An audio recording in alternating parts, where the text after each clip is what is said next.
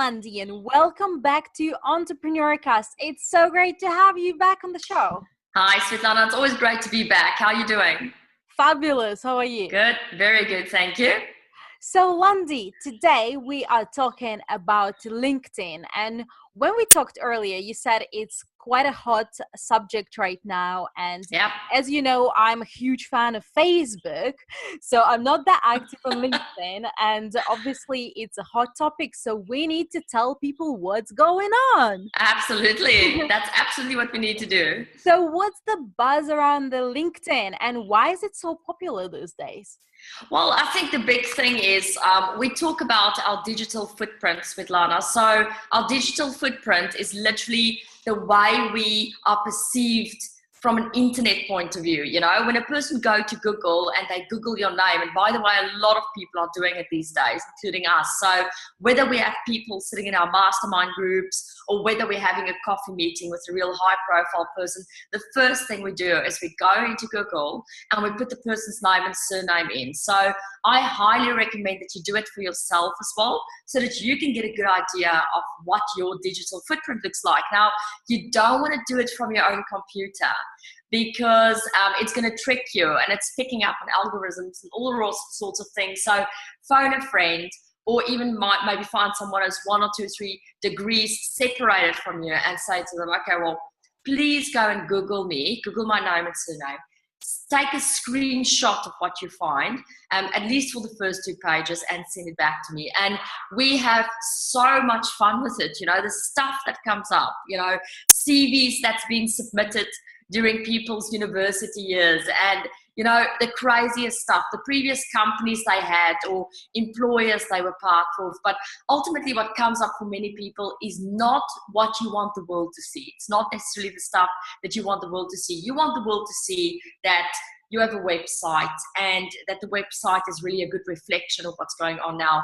You want them to see the social media profiles that's really active and the ones on which you are active. And interestingly enough, going back to LinkedIn, LinkedIn is now a massive search engine optimization tool as well. It's very powerful. And because of that, when you do Google people, right at the second from the top or third or fourth, fifth, at least on your first page, LinkedIn comes up. So it comes up now much more than what Facebook comes up. So that means that people actually have to get into those profiles and change it, because that means when people are searching you, they're looking for something familiar.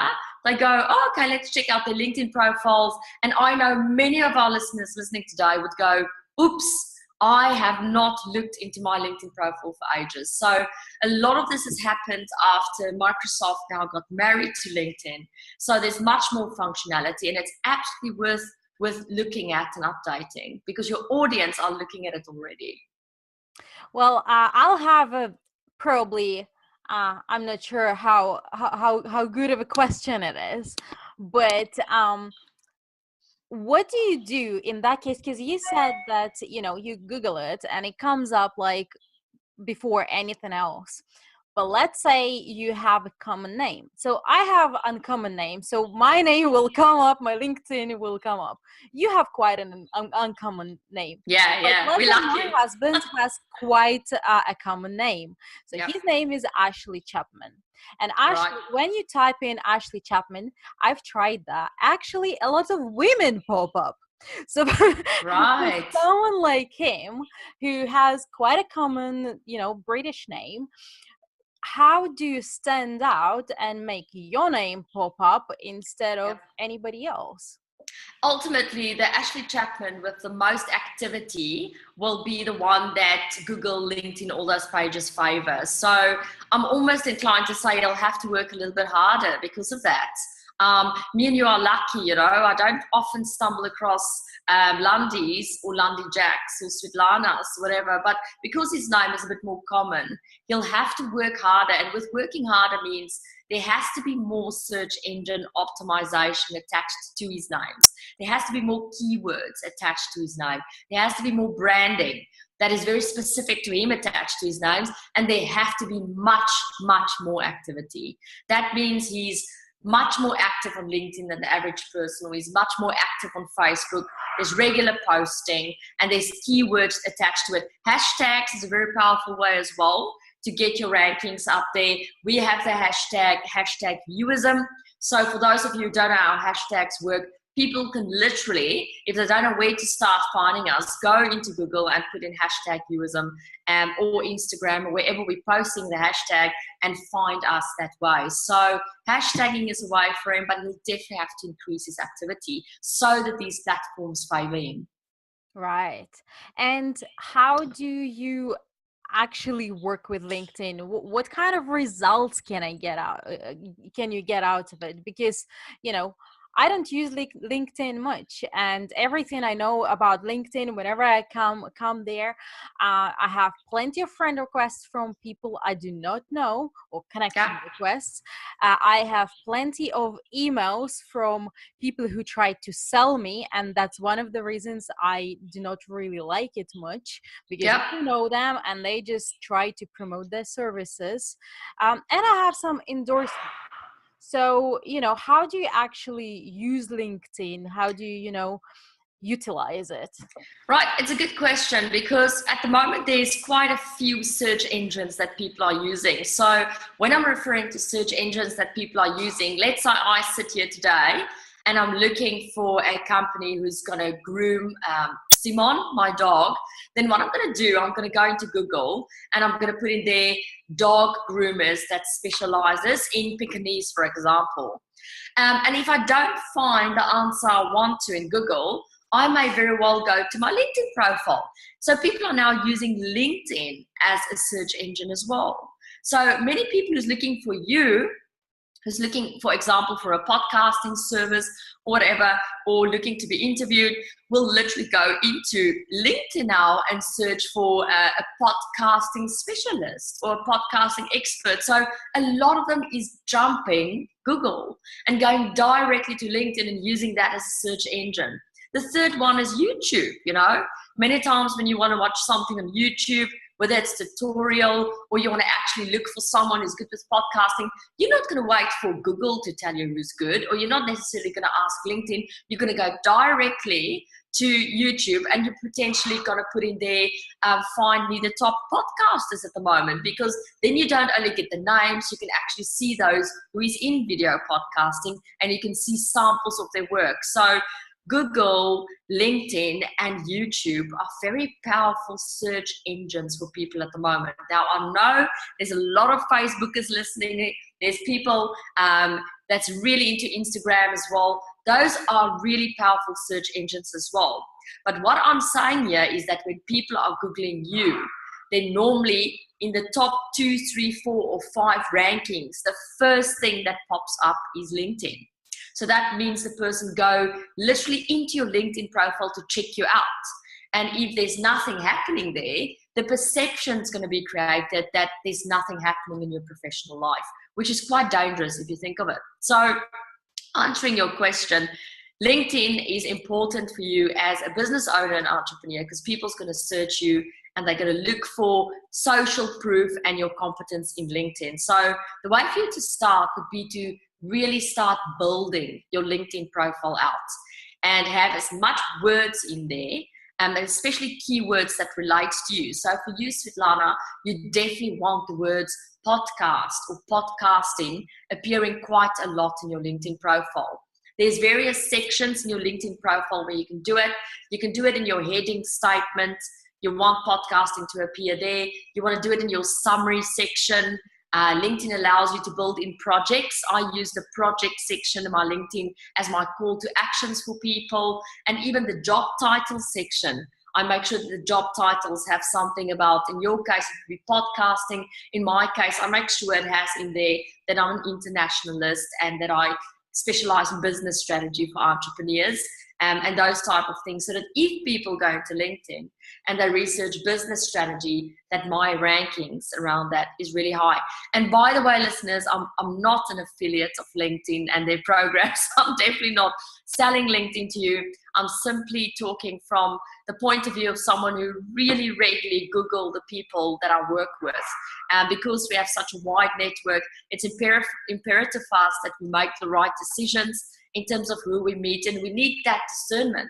And we for certain using Google and LinkedIn and YouTube and those search engines to research people before we meet with them. So what about those people who are not on LinkedIn? It seems, Svietlana, they're losing out at the moment, you know. Perception is a strong thing. Perception is created with your buyers or with your audience based on what people see, and it's based on what they hear, and it's based on other people's behavior, right? So you may be the best podcaster in the world, but they go and research you, and they do find your podcast on SoundCloud.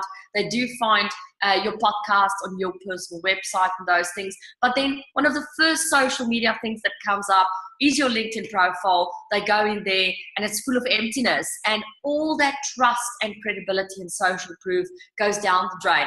It definitely is unfair. But if you have this knowledge, and I mean, these days, knowledge is power.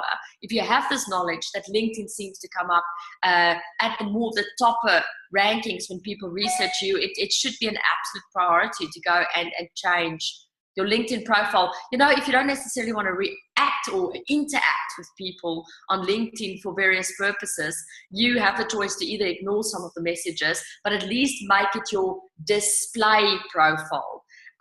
Or your skills portfolio, because it's definitely going to up your trust level with your buyer.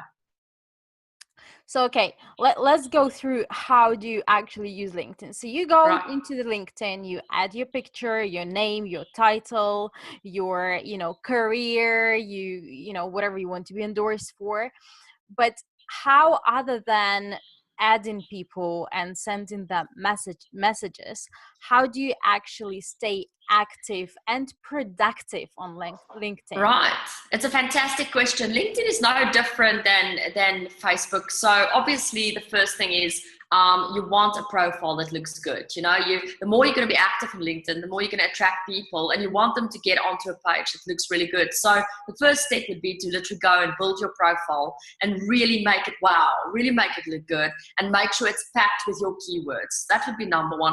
Number two, you go increase your activity on LinkedIn. Start posting on LinkedIn on a daily basis, the way you're posting on Facebook on a daily basis. You know, the only difference here is the content is much more focused towards a professional audience, whereas Facebook seems to be much more flexible. You know, I mean, I post Simon, and then I post Mike, and then I post the places we travel to. So Facebook in my world is very social proof profile as well for me. But when it comes to LinkedIn, I really keep the content targeted to my target market, which is business owners and CEOs and consultants, and those type of people. And the reason I do it, I want the content to be relevant for them. So it doesn't necessarily have to be your own blogs or writing. It can simply, in your case, be sharing content from the people you're interviewing, because that's very relevant for your LinkedIn profile. It is professional, it's relevant, and it helps people. So you can post a lot of that, or just share content from LinkedIn groups with other people when you're on LinkedIn. So number one, do your profile. Number two, increase your activity. And then number three, it seems to be really powerful to either join some of the LinkedIn groups and engage in the groups, or alternatively consider opening your own LinkedIn group and get people in that group and really give them good content. So I don't really want to go into the detail, because I know a lot of you listening here have not done much with LinkedIn. So if there's any three things you can start: build your profile, increase your activity, and activity, I mean also you're connecting with people. And number three, do consider joining quite a few groups, and even maybe starting your own group. Awesome. Well, that's great. That's some great stuff, Landi. Thank you very much for that. Let's hope everybody jumps on LinkedIn. Go and jump on LinkedIn like now. Become visible. You know, visibility Absolutely. is so important. If you're not Very. visible, you're missing out. Hey, absolutely, you got it. Thank you, Svietlana. Awesome. Thank you very much for today, Landi, and I look forward to our next episode. You too. Same here. Have a good day.